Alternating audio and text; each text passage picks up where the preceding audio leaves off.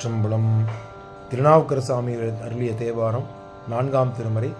பண் திருநேரிசை. தலம் திருப்பயற்றூர். பதிகம் 32. பாடல் 7.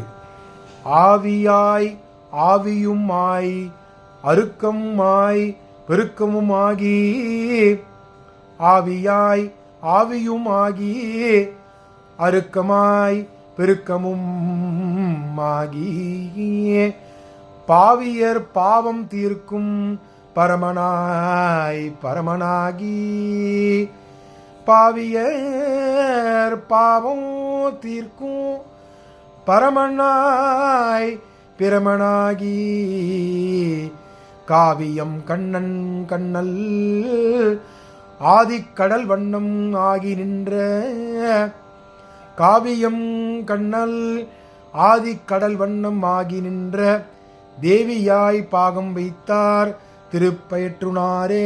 தேவியை பாகம் வைத்தார், தேவியை பாகம் வைத்தார் திருப்பயற்றுனாரே. திருப்பயற்றுனாரே.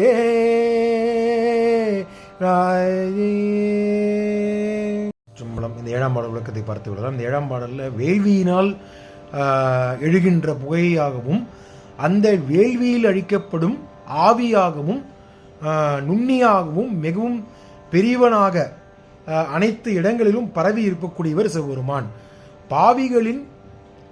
பாவிகளின் பாவங்களை தீர்க்கும் மேலான கடவுளாகவும் உண்மையான மெய்ப்பொருளாகவும் நிற்பவன் இறைவன். அவர் கடல் வண்ண திருமேனி கொண்டவளும் காவி இனங்கள் கண்ணங்களால் திரு நாமத்துடன் இந்த தலத்தில் உறைபவளும் ஆகிய தேவியை தனது உடலில் ஒரு பாகத்தில் வைத்துள்ளார். சுவாமியின் அம்பாள் இந்த தலத்தில் வருகின்ற அம்பாள் இடதுபுறத்தில் சுவாமி வைத்துள்ளார் என்பதை இந்த பாடலில் மேற்கோள் காட்டுகின்றார். அத்தகைய பெருமான் எங்கு இருக்கின்றார் என்றார் திருப்பயற்றூர் என்ற தலத்தில் உயர்கின்றார். சுடுகாட்டில் இருக்கக்கூடிய புகையிலும் சுவாமி இருக்கின்றார்.